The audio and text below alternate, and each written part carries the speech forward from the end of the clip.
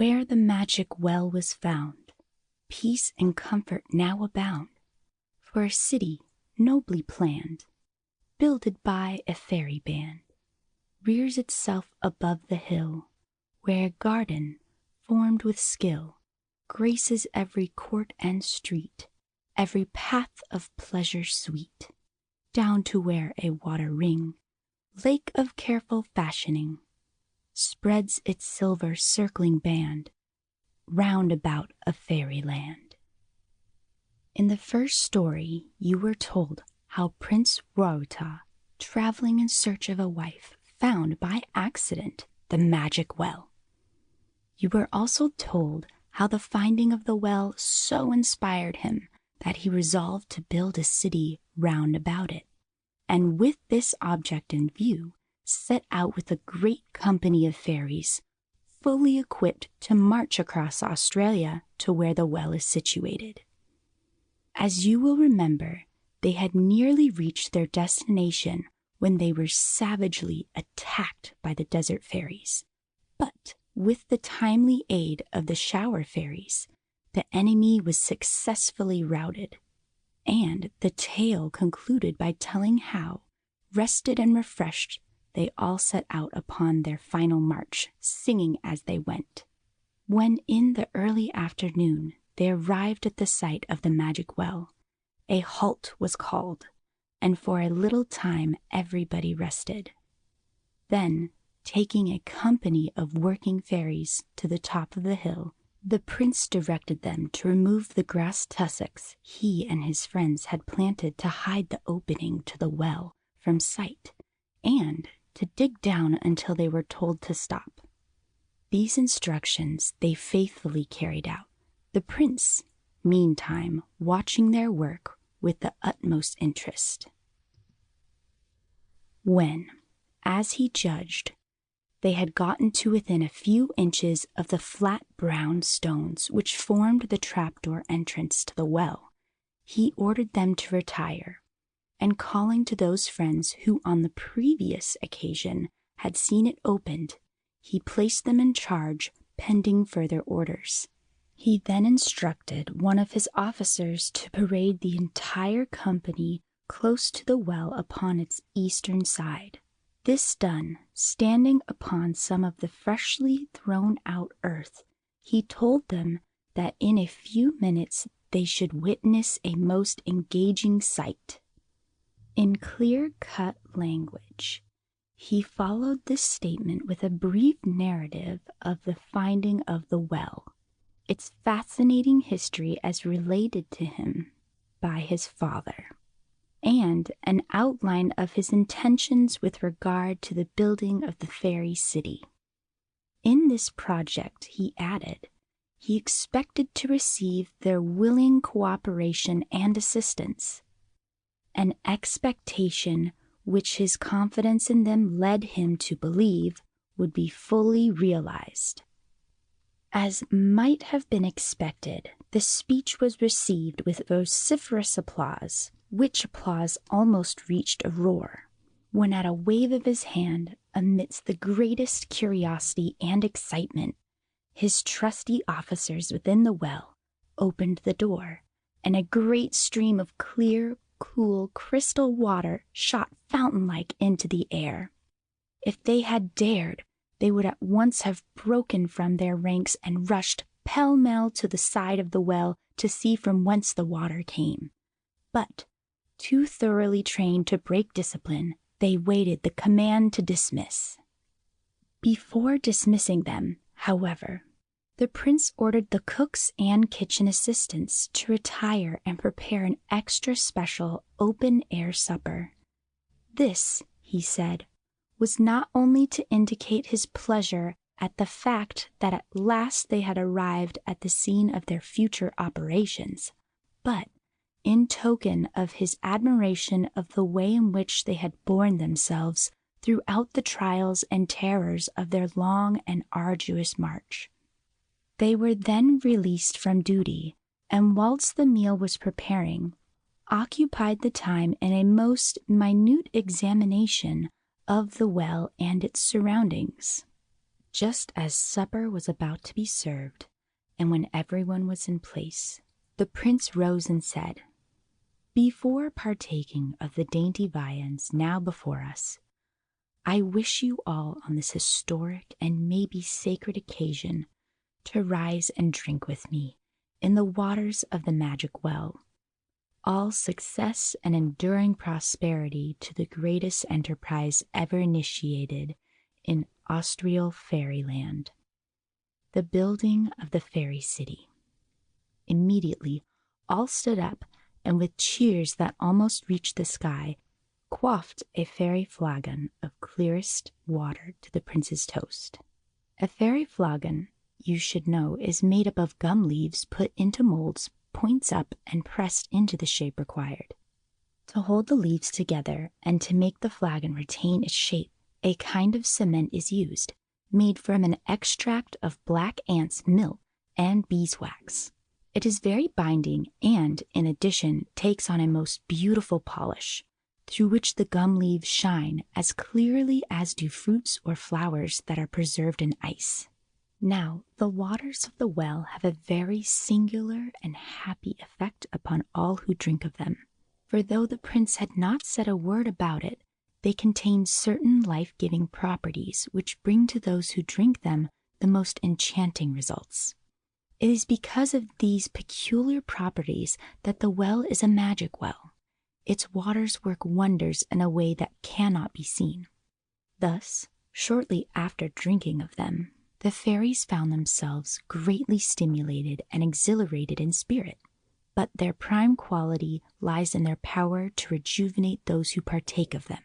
That is to say, they have the effect of making one young and strong and active again, no matter how tired or worn out one may have been beforehand. But to resume, after supper, and a very fine one it was too, as usual, they sang their crooning lullaby songs until all except the sentry guards fell off into sleep. Next morning, their strength renewed, rejuvenated in fact, just as the golden lances of the sun came piercing through the fast dispersing clouds of night, they woke, ready and eager for any kind of work there might be to do. And certainly there was no shortage of employment. As soon as breakfast was over, the surveyors looked out their instruments and made ready to determine the limits and proportions of the intended city and grounds. Very clever fellows are the surveyors, and yet all their skill is based upon a thorough grasp of a few simple facts. They know that just as the alphabet is called the ABC, because in those letters are contained every line and curve that is necessary to the formation of any of the other 23 letters, so within the circle, the square, and the triangle are to be found every line and curve and every degree of measurement that can possibly be used in the laying out or building of anything in the world, from the pyramids to a modern battleship. Using the magic well as a center from which to start, they first ran a line 2 miles due east and a second one 2 miles due west. Returning, they did the like thing 2 miles north and 2 miles south. Then, just as a boy uses a piece of string tied to a stick stuck in the ground to draw a big ring in which to play marbles, so they, by means of a large number of pegs, made a circle exactly 12 miles in circumference, right round the base of the hill. In this way there was enclosed an area of ground that was precisely 4 miles across, no matter from what part of the outer edge the start was made. As soon as the ring was clearly marked, a small army of fairies were put to work all along its outer edge, digging out a trench 12 feet wide and 4 feet deep. Later on, this trench was made 52 feet wide and 12 feet deep. As the earth was taken out, it was speedily removed by another army of fairy workmen and deposited on different parts of the hill, pointed out by the prince's engineers, to be used later on in the making of lakelets, lily ponds, waterfalls, and all manner of delightful arbors, rose gardens, lavender beds, pansy plots, daffodil rings, and 1,001 other altogether beautiful things meant for glorious display.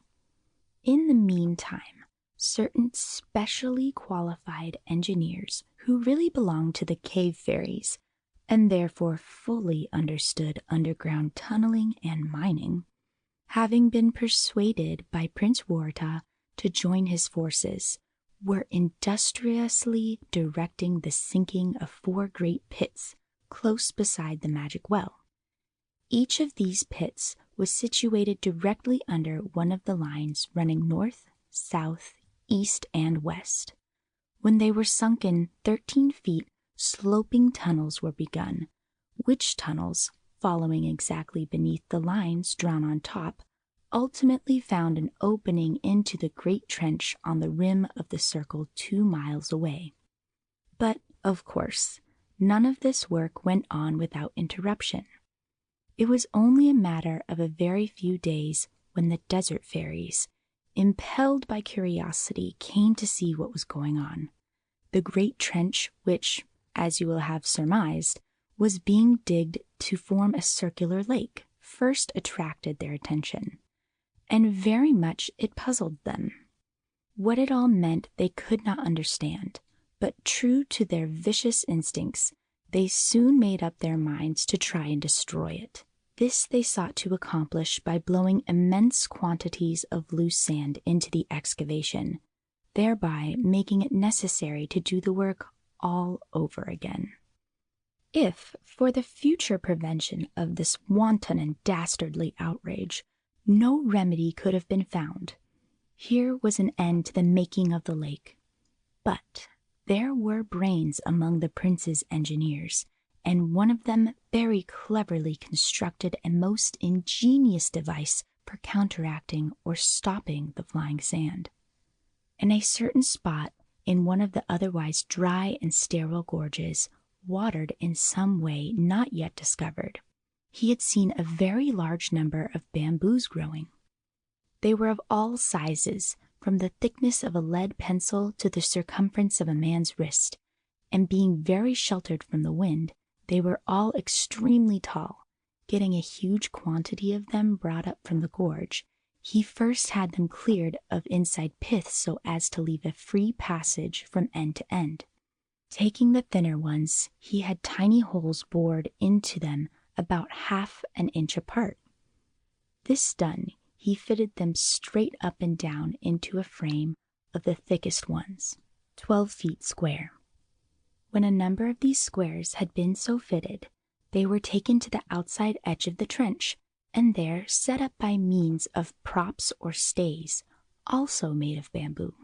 A long line of bamboo piping was then laid to each of the squares, and duly fitted into the portion of the frame which touched the ground. As can be seen, all that was now needed was a supply of water rushing through the pipes to burst through the holes, no bigger than those in a gas burner, to make a water sprayer of astonishing value in beating down every grain of sand that came against it.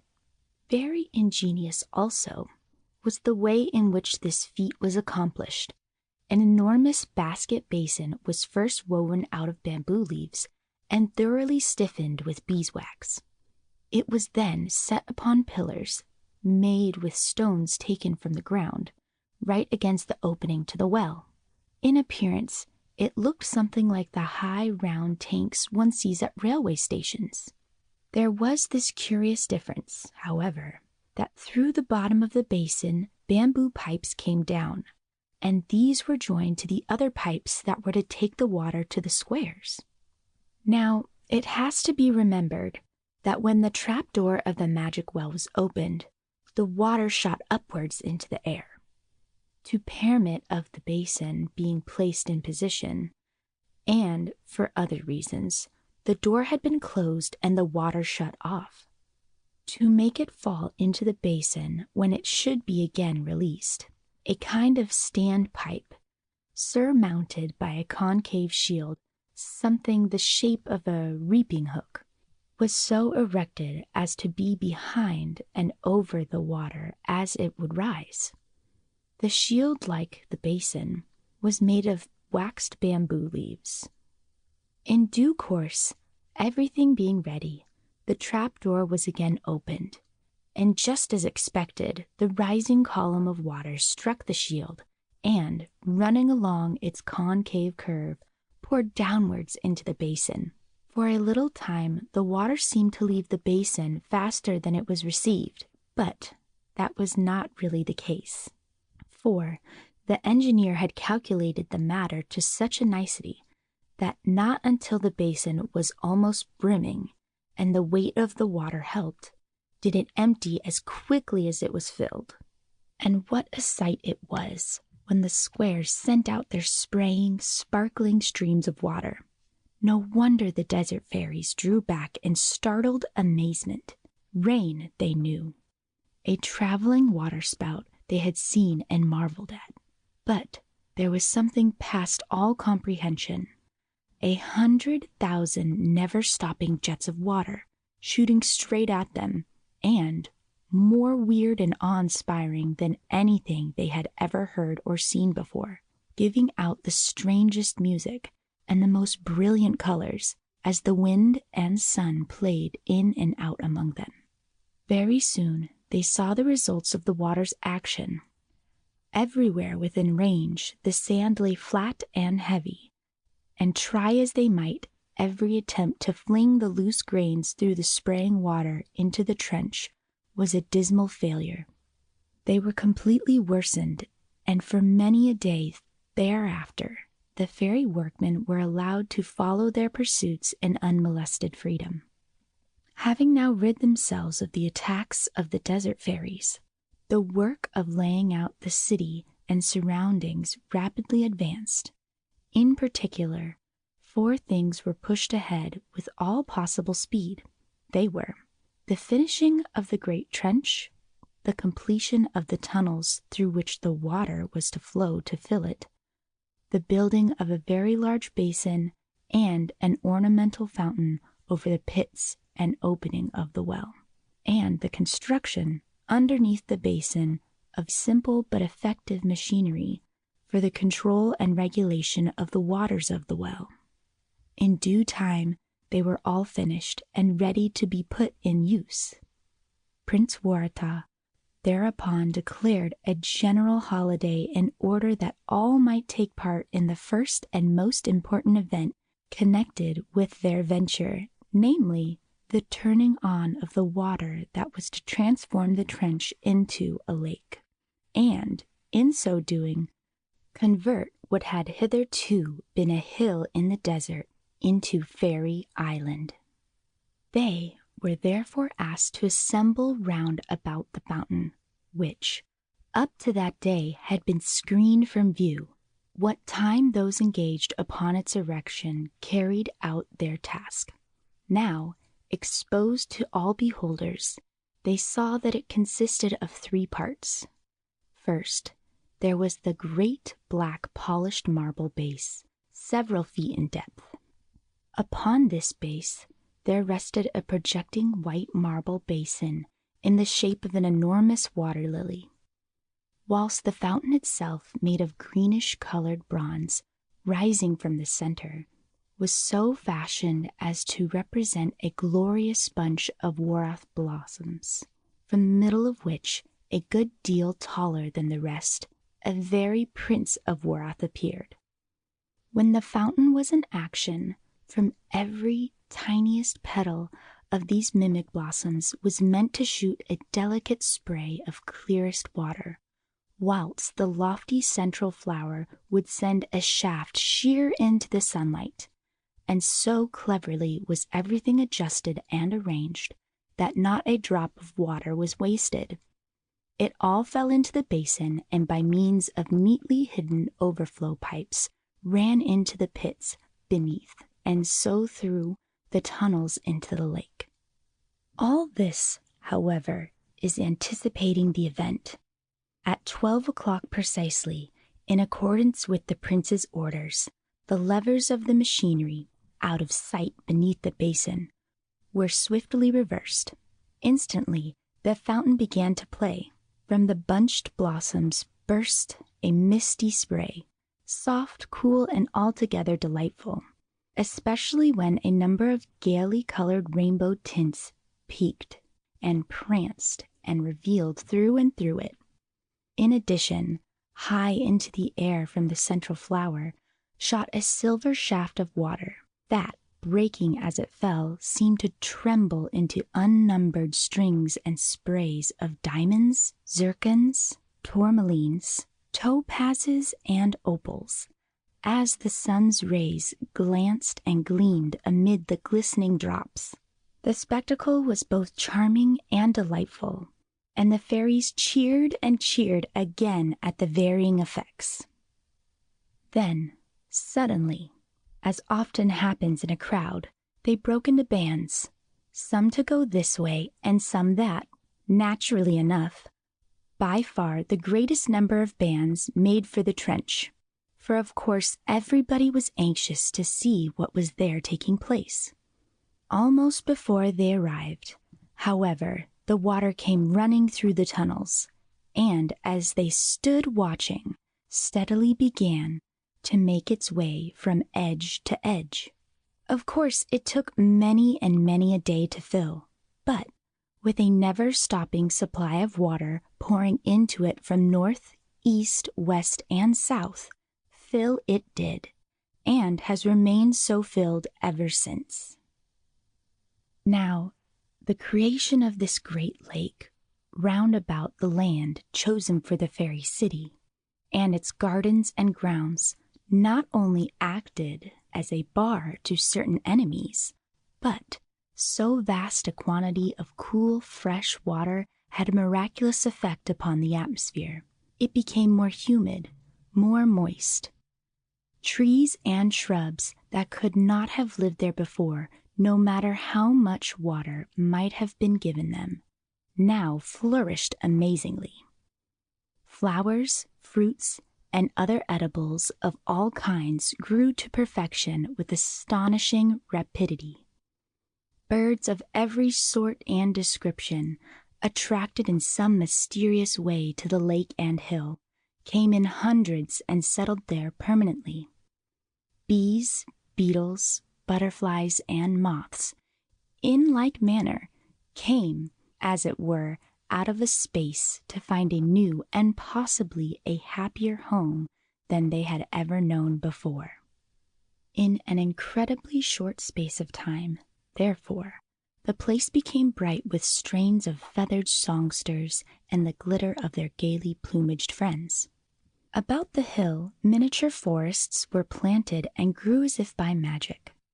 On the outer edge of the lake, partly to honor his noble father, King Eucalyptus, but also to act as permanent protection against the detestable desert fairies, who, like the Bedouins of the African desert, are always on the lookout to despoil and destroy. Prince Waratha caused to be planted a magnificent belt of eucalyptus. This great forest of truly splendid trees stretched in an unbroken line right round the lake, and very soon became a joy to all beholders, and the dwelling place of every Australian animal that can be named. How they got there must forever remain a mystery, but there is a good reason to believe that Prince Waratha, who loved everything Australian, sent out fairy scouts and messengers mounted upon storks, cranes, and native companions to tell them all about the New World, so to speak, and to bring them there. As to the city, that soon began to show itself. Following upon the general plan marked out by the surveyors, high up on the hillsides, pretty fairy residences were erected, their colored roofs and snow-white fronts standing sharply out amid the trees and shrubbery scattered around about them. How all this work was done would take far too long to tell, but to give you an idea of what the city and surroundings looked like after they were finished, imagine yourselves going there on a visit. Having arrived at the great belt of eucalyptus trees surrounding the lake, you would probably be directed by a fairy forest ranger to one of the many narrow paths leading to what is called the Outer Causeway. Taking the direction indicated, on coming through the forest, there would suddenly break upon your sight a gloriously beautiful garden city set upon a hill. At the foot of the hill, running in a wide band completely round it, blue as the skies above, lie the waters of a serene and lovely lake. In some respects, this water circlet is not unlike the ring that surrounds Saturn, as pictured in the books dealing with astronomy. But this impression vanishes the nearer its margin is approached. When you reach the Outer Causeway, you discover that it is a wide, flat pathway made of concrete bordered with red granite, and that it encompasses or surrounds the whole of the lake. Where it touches the water at equal distances apart, there stand 365 rough-cut gray granite pillars, one for every day of the year, each 7 feet high to represent the days of the week. On the top of each of these pillars, a perfectly round lamp has been placed, whilst at the foot, iron bolts and rings have been affixed. Thus, the pillars are not only useful for lighting purposes, but they also serve as moorings for boats. Getting into one of the many ferry boats that cross from shore to shore in due course, a landing is made on the Inner Causeway. Like its namesake, it also is a wide, flat pathway, but in this case it is made of white marble bordered with polished red granite, and it encloses or encompasses the whole of Fairy Island. On its outer rim, that is to say, on the side that touches the water, at equal distances apart, there are placed 365 pillars of plain burnished copper, each 4 feet high, and linked to these are a double row of brass chains, polished and lacquered to the color of sunset gold. At the proper landing places, these chains are detachable, and attendant fairies are in readiness to remove them as the boats arrive. Passengers are thus enabled to step ashore without inconvenience or trouble. There are only 4 landing places, and from each of them runs a white marble path that leads to one of the 4 city entrance gates. The 4 gates, which are placed north, east, west, and south of the city, are set in a very strong wall of polished red granite, 12 feet high and 13 inches thick, representative, of course, of the months of a year. Built into and incorporated with the wall, and made of the same material, at even distances apart, are 52 watchtowers, each 7 feet high, one for each week of a year. These are surmounted by pillars of exquisitely wrought copper, capped by star-shaped electric torches that, throughout the livelong night, send their searchlight beams across the lake. The entrance gates are perfect in proportion and design. They are made of copper, and each bears upon its central shield, in burnished brass, certain singular figures that to those who study them are full of meaning and carry many a useful lesson. The eastern gate, for example, is ornamented with a truly lifelike picture of the sun rising from a slightly ruffled sea into the cloud-crossed heavens. In popular phrase, this is known as Day's Gate, but it is really meant to indicate the entry into life wherein there are many clouds of ignorance and doubt to be swept away by bringing to bear on them the light of education, thought, and reason. The western gate, quite apart from its geographical position, is easily picked out by reason of the fact that it bears upon its face a striking likeness of the full moon bursting through the misty vapors of the night into the high, unclouded skies. This is styled Night's Gate, but that is but a poor attempt at imagery, for its purpose is to typify the way in which the pure souls of men and women rise above the mists of death and make their way to the free, clear spaces far, far above the world. On the northern gate appears a representation of our own earth, seemingly buffeted about by stormy winds and lightning flashes, but still steadily pursuing its appointed way. The portion of the world most prominently displayed is Australia. In this case, the name commonly given is Earth's Gate. It is, however, a very inadequate title, for it is intended to convey the idea that duty and love of country are two of the greatest virtues, and that the endeavor of everyone should be, in spite of trouble or adversity, to continue along the path believed to be right, and in so doing, to remember that one's native land should ever be uppermost both in private and in public effort. The southern gate has emblazoned upon it a portion of what a poet has described as that inverted bowl we call the sky. In this instance, the Milky Way is pictured, and prominent among the stars beneath, the Southern Cross is shown. Generally speaking, this is called Heaven's Gate, and is a much more expressive term than that which has been applied to any of the others. Nevertheless, the name given does not fully cover its inner import or meaning.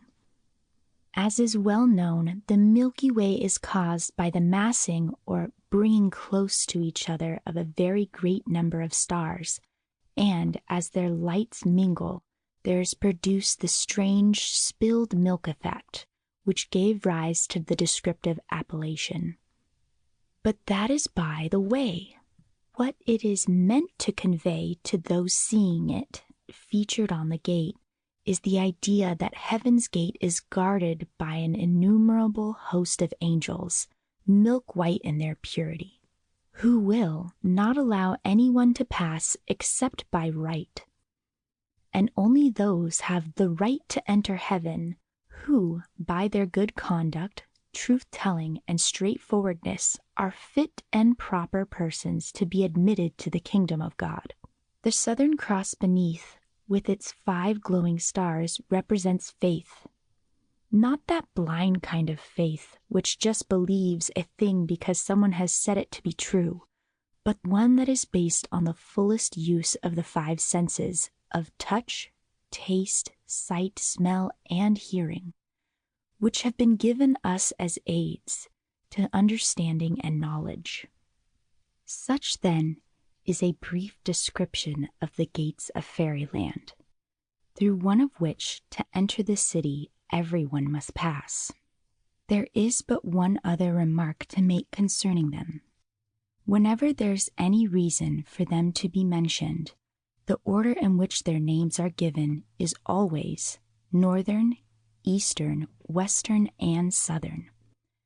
This is so because the initial letters, when put together, spell N-E-W-S. And it is in this way that the fairies contrive to give a constant reminder to everybody interested that they are well informed as to what is taking place in the 4 quarters of the globe. Without which information, they would, of course, be very sadly behind the times. Having passed through one of the entrance gates, the first thing to strike the eye is a long path covered with golden-colored gravel. On either side of the path, there is a green grass border. One of the reasons for having these borders is that gold and green are Australia's national colors. And as the fairies are very patriotic, it is easy to understand the significance or meaning of this delightful arrangement. At each of the gates, an exactly similar path may be seen. They run in straight lines to the fountain and gardens at the top of the hill, and they are laid directly over the tunnels that carry the water from the magic well to the lake. As a consequence, they serve more than one purpose. Firstly, they divide the city into 4 great triangles of exactly equal dimensions. Next, they give access from the 4 cardinal points of the compass to the prince's palace and to the fountain gardens. Lastly, whilst completely hiding the tunnels from view, they make them easy to get at in case of accident. To have had any buildings above or across the water tunnels would have been a very great mistake. For quite apart from the difficulty of making repairs, if such were necessary, the weight of the erections might have brought about the very trouble it was desirable to avoid. All the other paths run in circles. There are very many of them, but their number has never been told. Facing all the paths or streets, fairy houses have been built, dainty little dwellings of the quaintest patterns imaginable, but all of them having a piece of garden ground to add to the effect. The houses of the prince's officers and the fairy leaders are on the 4 main straight streets. Those of the other fairies are on what may be termed the circular streets. The prince has had reserved for his own use a very fine piece of land, facing the fountain on the flat top of the hill. Here his wonderful palace is erected, the foundations for which were laid even before the lake was made. But to see the city at its best, it must be viewed at night, when the artistic lighting arrangements show it up in all its glory. Before attempting to describe the lights, or the perfectly entrancing effects they produce, it has to be stated that the streets are, by the fairies themselves, called the streets of the stars. Hence, it is quite common to hear such names as the Street of the Southern Cross, the Street of Orion, the Street of Canopus, or the Street of Mars. This arises from the fact that stars and constellations have been used as lighting models. The constellations or groups of stars are in use for the border streets and at all crossing centers, whilst the stars have been copied for the narrower streets and for the watchtowers on the wall. As an example of many others, the Street of the Southern Cross will do to illustrate the way in which the city is lighted. Here, at regular intervals apart, stand very finely made copper lamp pillars. They have all been treated to what is called oxidation, with the result that they have an elusive sheen or polish about them that is very attractive to the eye. To further enrich them and make them still more beautiful to behold, they are inlaid with burnished silver in pretty trailing designs, borrowed from some of Australia's best known plants of a creeping or climbing habit. Among the number may be seen the purple sarsaparilla, the white forest queen, and Stewart's desert pea. On the head of each pillar is placed an exact model or copy of the Southern Cross, from whose 5 stars there pours a flood of light from night till morning. When all the lamps in all the streets are thus sending forth their rays, the combined effect is positively glorious. The city seems, as it were, clothed in light, soft and delicate, and yet so clear as to bring to richer beauty everything it touches. Houses and gardens, clearly seen, are yet dreamlike in their loveliness. Trees and fountains, lily ponds and lavender beds, waterfalls, grottos, gorges, valleys, all are magically and mysteriously still and wondrously beautiful. Viewed in this way, it is indeed a fairy city, and a fit and proper setting for the crowning jewel of all its architectural and other wonders, the prince's palace. But of that palace, and of all its marvels, time does not permit to tell. That is a story which must be reserved for another occasion. Suffice it to say that when it was at last finished and furnished, many there were who thought that it was time the prince renewed his search for a wife. For here indeed was a palace fit for any princess on earth.